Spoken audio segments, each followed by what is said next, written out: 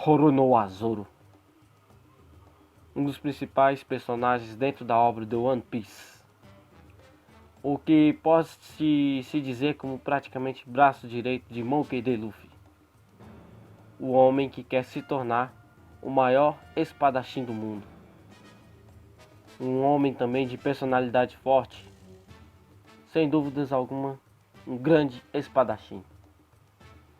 Esse é Roronoa Zoro. Então, hoje iremos falar sobre ele, sobre o quão importante é esse personagem. Iremos falar sobre as suas principais técnicas com a espada, sobre todas as suas espadas também que ele teve ao longo da sua vida como espadachim até esse momento. Seu encontro com Luffy, seu passado, suas motivações como personagem, o seu desenvolvimento dentro da obra. Então, roda a vinheta.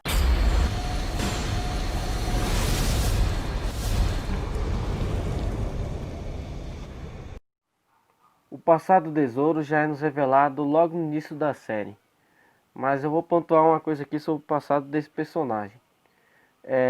Como muitos fãs assim pensam igual eu, né? Muitos fãs do personagem, o passado do Zoro ainda não foi totalmente explicado, pelo menos na minha opinião. Por que eu falo isso?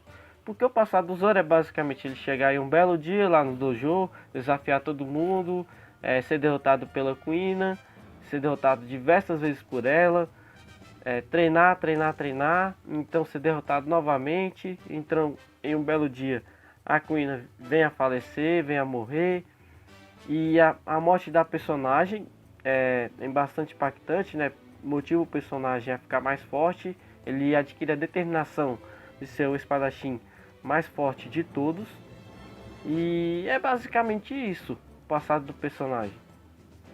Então eu acredito que o Oda em algum momento ainda vai nos mostrar de onde ele veio, por que ele chegou do nada sujo, né? Basicamente todo esfarrapado, digamos assim. Eu creio que o Oda ainda vai nos mostrar isso, assim como foi com o Sanji, que é um personagem que o passado dele, na primeira vez pelo menos que foi mostrado, era basicamente ele dentro de um navio de cozinheiros, e então ele é encontrado depois do Zef ter ido lá roubar esse navio, e acontecido um acidente, ele é resgatado pelo Zef, e mais pra frente, mais de 700 capítulos depois, o passado do personagem foi revelado, né? Foi revelado mais completo, que ele é de uma família nobre e tudo mais. Então a gente tem que pontuar esse tipo de coisa. Eu creio que o Oda ainda vai amarrar por completo esse passado do Zoro. Eu creio que ele ainda tem uma motivação a mais para ele querer ser o maior espadachim. Assim como muitos fãs acreditam, eu também acredito que talvez possa ser revelar algo mais profundo em relação ao Zoro. Ou então não, galera. Até mesmo porque nem dá, não sei se vai dar tempo agora para focar tanto no Zoro, porque tem muitos personagens que foram apresentados em um ano, né? Tem os Bainhas Vermelhos, tem os comandantes do Kaido, o próprio Kaido, a própria Yamato que apareceu agora recentemente. Então não sei se isso será trabalhado realmente em um ano. Se não for em um ano, eu acho que praticamente como o Oda confirmando que não vai trabalhar mais o passado do personagem, que só foi aquilo. O que pra mim também já era aceitável, galera, porque todos os Chapéu de Palha perderam alguém importante no passado, né? O Zoro perdeu a Kuina, eles fizeram uma promessa dele se tornar o maior espadachim e tudo mais, e ela acabou morrendo. Isso já é muita motivação para o personagem. Mas vamos ver o que o Oda nos mostra, né, com o passar do tempo. Mas basicamente o passado do personagem é isso. Após passar muitos anos do Zoro ter sido pelado pelo cocheiro, pai da Kuina, para conseguir realizar o seu sonho de se tornar o melhor espadachim do mundo, ele sai por aí vagando por todo esse Blue, derrotando vários piratas. Ele ganha a alcunha de caçador de piratas Roronoa Zoro, e com isso ele praticamente vira um vagante, né? Só procurando o próximo pirata para ele pegar a recompensa e tudo mais. Até que um dia ele chega numa base da marinha, ele salva uma garotinha lá do Helmelpo, né? Que era um FDP, né, nessa época. É o maior desafio se o Zoro consegue ficar vários dias amarrado, preso, sem comer, sem beber água. E durante esse tempo o Zoro é torturado também, né? Então o Zoro aceita o desafio. Só que na verdade o Ryoma estava planejando executar ele, né? Não estava planejando fazer a sua parte, né? Só durante alguns dias o personagem aguentar isso. O Zoro idiota aceitou isso e tudo mais. Então o Luffy chega nessa base da marinha justamente atrás do Zoro. Conheceu o personagem. O Luffy estava procurando membros, né, para sua tripulação. E ele se interessou pelo Zoro porque ele viu que o Zoro poderia ser forte, né, já que era um caçador de piratas. O Zoro insiste bastante. A primeiro momento o Zoro não aceita o convite do Luffy para entrar, para virar um chapéu de palha. Mas logicamente a química rola entre os dois, né? E os dois e o Zoro no fim das contas acaba se aliando ao Luffy e se tornando um chapéu de palha. Então esse foi o encontro entre o estimado candidato a melhor espadachim e o estimado candidato a rei dos piratas. Eles conseguem junto derrotar o Capitão Morgans e então parte para a próxima ilha. Falando um pouco mais sobre as espadas que o Zoro sempre possuía durante toda a série. No início ele começou com duas espadas bem comuns, né, bem comuns mesmo, sim, de espadas qualquer. E ele também possuía o Adou Ichimonji, que é uma espada classificada como uma espadas de ótimo grau. São 21 espadas, logo abaixo das espadas supremas, mais espadas comuns. E ele também, quando chegou em Logotal, que é a cidade do começo do fim, né, onde o Roger foi executado, ele consegue a Sandai Kitetsu, que é uma espada amaldiçoada. Após o mercador não queria a princípio dar essa espada para o Zoro, justamente por ela ser amaldiçoada, mas após o próprio Zoro testar e a Sandai Kitetsu não cortar o braço dele, né, como muito provavelmente poderia acontecer, o mercador se impressionou e resolveu dar outra espada para o Zoro, que é a Yubashiri, que é uma espada pertencente a 50 espadas inferiores às de ótimo grau, né? E além disso, entrando no novo mundo e tudo mais, mais para frente ele acaba perdendo a Yubashiri para um marinheiro lá que acabou enferrujando a espada do Zoro, essa que ele ganhou do mercador, que era bem especial. E ele acaba ficando somente com a Wadai Ichimonji e a Sandai Kitetsu. E no arco de Thriller Bark, o Zoro consegue, após vencer o zumbi de Ryuma no duelo, ele consegue pegar a Shusui, que o próprio zumbi de Ryuma ofereceu para ele, que é considerada uma das 21 espadas também, logo abaixo das Supremas, assim como o Adou Ichimonji. E então no arco de Wano, que é o arco atual, ele acaba resolvendo trocar a Shusui pela Aema, que é uma espada muito famosa também, também pertencente às 21 espadas de ótimo grau, que foi capaz até mesmo de ferir o Kaido. Agora falando sobre os principais golpes do Zoro dentro da obra, pelo menos na minha opinião, tá? Eu separei 5 golpes aqui que muita gente conhece, né? Para mim esses são os 5 golpes mais poderosos. Vamos começar aqui pela Sambia Kurokuju Pandal Hall, uma versão 10 vezes mais poderosa que a Pandal Hall comum, onde o primeiro é conhecido como canhão de 36 libras, este é o de 360 libras. Outro golpe muito famoso do Zoro é a Itori Shin Sonson, outro golpe bastante famoso. Nele o Zoro desbanha uma de suas espadas e corre em direção ao inimigo. Este ataque é tão veloz que o corte só faz efeito após a espada ser embanhada novamente. Um terceiro golpe muito poderoso do Zoro é essa mesma versão do Itori Shin Sonson, que é uma versão ainda mais poderosa que a Shin Sonson, sendo apresentada após o treinamento de 2 anos do Zoro com o Mihawk. Esse golpe foi poderoso o suficiente para decapitar um dragão gigante em Punk Hazard com facilidade. Outro golpe também muito poderoso, né, o quarto que eu vou citar aqui, que é o Santorio Ogi Sanzen Sekai, que é uma técnica onde o Zoro prepara suas 3 espadas em forma de uma estrela de 3 pontas e corta seu inimigo com essa técnica. Após o time skip, criou a variante Santorio Ogi Sanzen Daizen Sekai, sendo seu golpe mais poderoso até agora e sendo capaz até mesmo de ter derrotado o Pika, que era praticamente uma montanha gigante, né, no arco de Dressrosa. E outro golpe também muito poderoso do Zoro é a Kiki Kyotoryu, que é um estilo de 9 espadas, né, onde ele utilizou o espírito do Ashura no golpe que foi o golpe devastador que derrotou o Kaku, né, da CP9.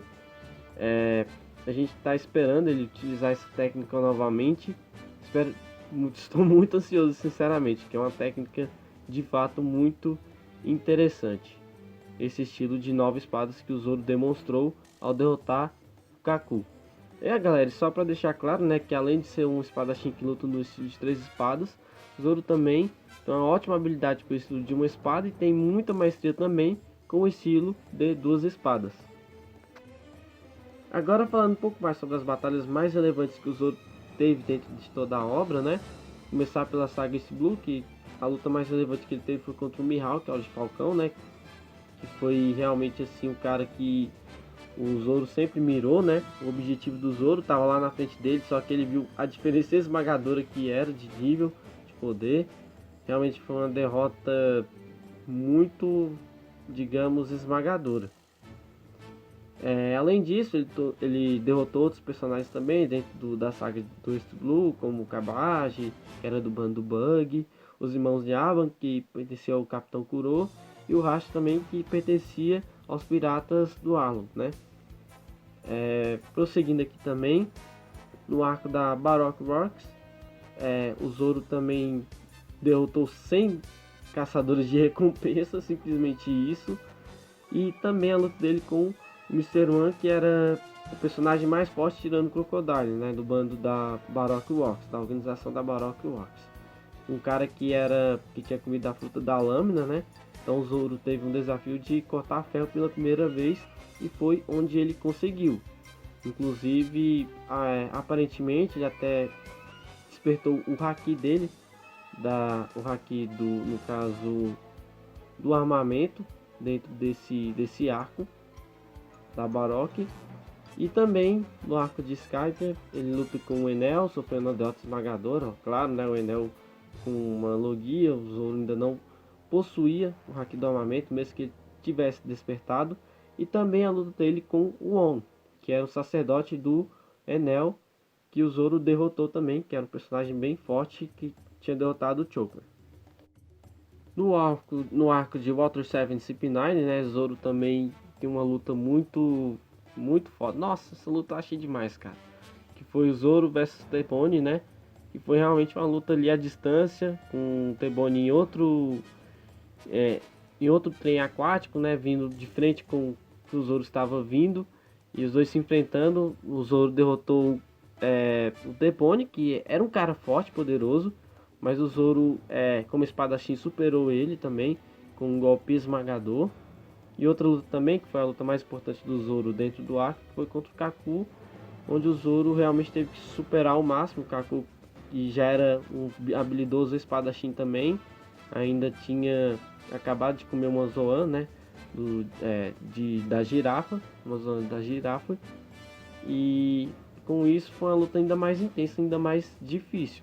No fim, o Zoro conseguiu derrotar o Kaku também. No arco de Thriller Bark, ele tem a luta com o zumbi do Ryuma, né? Onde ele consegue, uma luta também que foi muito épica, ele consegue derrotar o zumbi do espadachim lendário Ryuma. E também o Zoro, juntamente com o bando, luta com o zumbi do Wars, né? Que deu muito trabalho mesmo. E ainda no final do arco teve aquela cena épica, depois do Zoro aceitar levar toda a dor que o Luffy tinha sofrido, né? Que o Kuma deu essa condição para ele. Onde ele ainda tentou lutar com o Kuma ali, não deu. Ele ainda fez um Shinsonson no Kuma, não deu certo, infelizmente. E ele recebe toda a dor de Luffy e tem aquela cena épica que ele falando que não sofreu nada. E além disso, o arco da Ilha dos Tritões, onde ele derrota, depois do time skip, né, onde o Zoro volta mais forte e tudo mais, onde ele derrota o Rude Jones. que era o principal vilão do arco, né? Apesar dele não ser lá grande coisa, o Zoro já demonstrou que mesmo dentro da água, ele conseguiu vencer o cara no território dele, galera. A gente tem que levar isso em conta, né? O Rod Jones ficou muito mais forte dentro da água, né? Onde eles estavam lutando. E também o Zoro derrotou o dito espadachim mais forte da Ilha dos Tritões, que é o Ryuzou, com extrema facilidade também. Já entrando no novo mundo, né, e tudo mais, o Zoro tem uma primeira luta dele contra a Monet, né, uma adversária assim razoavelmente fraca para o nível do Zoro. O Zoro consegue derrotar ela com certa facilidade. Chega o arco de Dressrosa, né, que ali a gente realmente teve alguma coisa para o Zoro, onde ele tem um rápido encontro com o Fujitora, né, os dois trocam algum golpe. O Zoro é até um pouco mais atingido, ele é até jogado pelo poder incrível do Fujitora, né, de gravidade, é jogado para baixo do chão. Ele consegue ainda contra-atacar com um golpe, né, fazendo o Fujitora cair, até mesmo ter que utilizar a espada dele, caindo um pouco arrastado, né, sendo um pouco arrastado com o golpe do Zoro. Então tivemos a luta principal do Zoro dentro do arco, que é contra o Pika, um dos principais aí nomes aí do bando do Flamengo, onde ele tem até, não tem tanta dificuldade assim, né, mas o Pika realmente tinha um poder interessante. O Zoro teve que utilizar a cabeça para tentar derrotar ele, mas no fim das contas não era um adversário também para o nível do Zoro, para a gente realmente ver o nível que o Zoro estava. Então tivemos o arco de Wano, que a gente já teve algumas demonstrações, né? O Zoro teve um rápido encontro ali com alguns supernovas, como o Hawks, como o Killer também. No caso do Killer, ele conseguiu derrotar ainda também, né? Teve uma luta ali interessante com o Killer, ele consegue derrotar. Mas por enquanto a gente ainda não teve nenhuma luta assim, que realmente expressasse o verdadeiro poder de Roronoa Zoro, né? Bom, galera, agora falando um pouco mais sobre o desenvolvimento do personagem Zoro dentro da história, eu vejo muitas pessoas, né, dentro da fandom de One Piece, dizendo que é um personagem que não tem muito desenvolvimento, né? Um personagem que só tá lá pra cortar, ter frases de efeitos, né? Coisas assim, como personagens de outros animes, né? Como Vegeta, de Dragon Ball. Não que é um personagem que não tenha desenvolvimento, né? Mas outro aí, Sasuke, Zaraki Kenpachi, né? Alguns exemplos assim para vocês. E eu estou aqui para desmistificar. O Zoro também, assim como o Vegeta, por exemplo, é um personagem que tem sim um desenvolvimento dentro da história de One Piece. E a gente pode lembrar disso após a derrota do Zoro pro Mihawk. Naquela, depois daquela derrota que o Zoro teve, humilhante, esmagadora, ele chorou pro Luffy e disse: Luffy, cara, você me aceita um cara como eu, que quer ser o maior espadachim do mundo? Aceita eu no seu bando? Um bando que o senhor é meu capitão, o senhor que será o rei dos piratas? E isso a gente já vê que ele meio que iguala o sonho dele de ser o maior espadachim do mundo, juntamente com o sonho do Luffy de ser o rei dos piratas. Ali eu acho que ele adquire um respeito maior pelo Luffy, depois da derrota que ele só fez esmagador pro Mihawk de Falcão, ou de Gavião, né, como vocês preferirem. E ali ele realmente vê que ele era um sapo fora, como aquela famosa frase do Mihawk, né, um sapo dentro do poço e que ele ainda tinha que realmente conhecer o mundo. E após isso, passou várias aventuras, chegamos em Thriller Bark, que a gente tem aquela cena épica dele se sacrificando, né, contra o Kuma. E ali a gente realmente vê o desenvolvimento do personagem, né? A gente vê o sacrifício que ele fez. O Zoro praticamente daria a vida pelo Luffy, né? Não só o Zoro, né? Eu acho que todos os Chapéus de Palha eles fariam isso. Mas só que isso mostra também um desenvolvimento do personagem. Porque se a gente pegar um pouco mais pra frente, quando ele é jogado pelo Kuma naquela ilha misteriosa, que eu não vou lembrar o nome agora, onde o Mihawk estava, né? Depois de saber todas as notícias que tinham acontecido na Guerra dos Melhores, que o Ace tinha morrido e tudo mais, ele chega a colocar o sonho dele à frente do... à frente do... Não, desculpa. Ele chega a colocar o sonho do Luffy à frente do dele. Ele prefere se humilhar ao maior rival que ele tem na vida, que um dia ele quer derrotar, que é o Mihawk, que quer que treine ele, para ele ser forte o suficiente para poder ajudar o Luffy a se recuperar, a ser o rei dos piratas.